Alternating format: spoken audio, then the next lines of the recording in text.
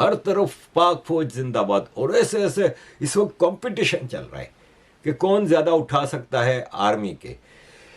ये कि पाकिस्तान के जो आर्मी चीफ हैं जनरल आसिम मुनीर साहब जी हैं, उनको फील्ड मार्शल जो है वो बना दिया गया है, उन्हें प्रमोट कर दिया गया है। बल्कि जो उधमपुर की एयरबेस दिखाई जा रही थी कि वहां पर इतनी तबाही हो गई, तो वो भी कोई तबाही उसके अंदर नजर नहीं आती, क्योंकि न्यूयॉर्क टाइम्स ने ये कहा है कि जो इमेजेस सैटेलाइट इमेजेस पेश किए जाते हैं किसी भी वॉर के बाद या उस दौरान के दोनों कंट्रीज की तरफ से, उसमें इंडिया की तरफ से तो आ रहे हैं इमेजेस, लेकिन पाकिस्तान की तरफ से कोई इमेजेस नहीं दिखाए जा रहे। इस वक्त इंडिया ने 4/7 को रात को एयर स्ट्राइक किया था, तो उसके बाद पाकिस्तान के ऊपर मजीद भी प्रेशर आया। लेकिन एक तो ये जो कहते हैं कि ये जो एजाज दिया जाता है ना, बड़ी लंबी जंग कहते हैं कि होती है, तो एक तो खैर ये बहुत लंबी जंग नहीं थी, छोटे छोटे क्लैशेस हम इसको कह सकते हैं।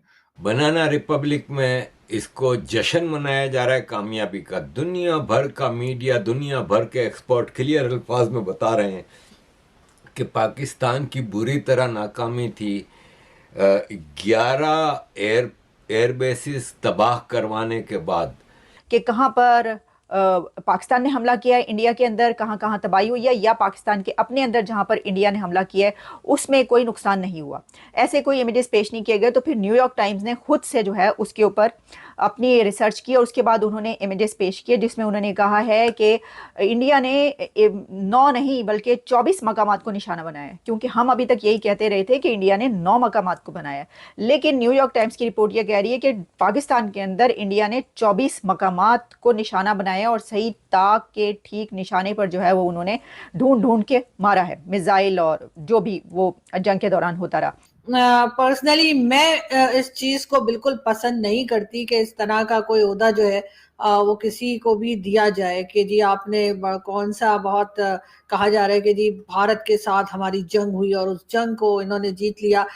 ये ओहदा शायद उस वक्त मिलना चाहिए था, या अगर देना ही था जरूरी, कि अगर ये बलूचिस्तान में जो कुछ हो रहा है उसको कंट्रोल करते। बलूचिस्तान में जो BLA के अटैक चल रहे हैं बलूचिस्तान में मुसलसल, जानते हैं सबके बहुत हंगामा है, अगर उसे कंट्रोल किया जाता, अगर TTP को कंट्रोल कर लिया जाता, जो कि तकरीबन रोज ही KPK जहां के आप हैं वहां पर अटैक कर 7 आपके एयरक्राफ्ट तबाह करवाने के बाद ये अभी तक मानने को तैयार नहीं कि हमारा ये सब तबाह हुआ है।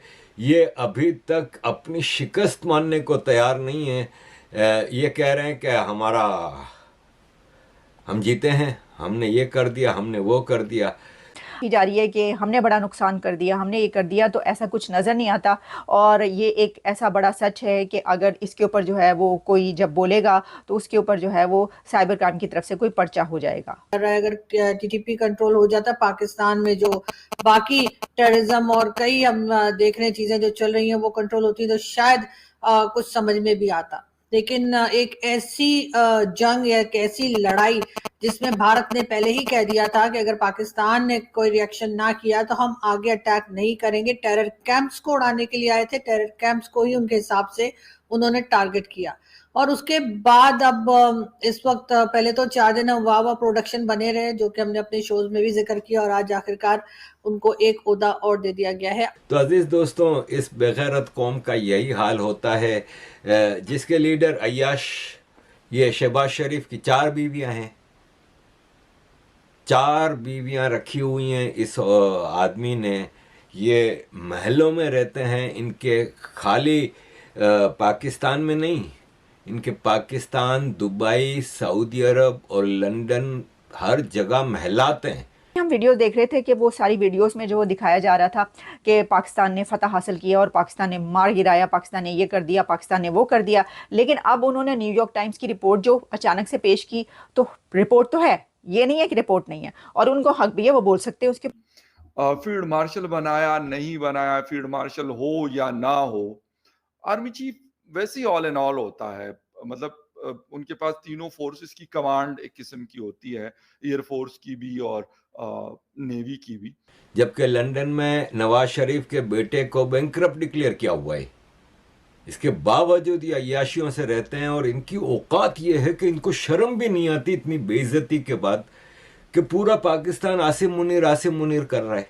ये भाई साहब कराची गए, शहबाज शरीफ कराची गए तो कराची एयरपोर्ट पे जहाँ पे ये उतरे तो स्वागत करने के लिए ना चीफ मिनिस्टर था ना गवर्नर था। सिंध का गवर्नर और चीफ मिनिस्टर, प्रोटोकॉल ये होता है कि वो इस्तकबाल करेंगे। हर तरफ, चाहे वो स्पोर्ट्समैन हैं, चाहे वो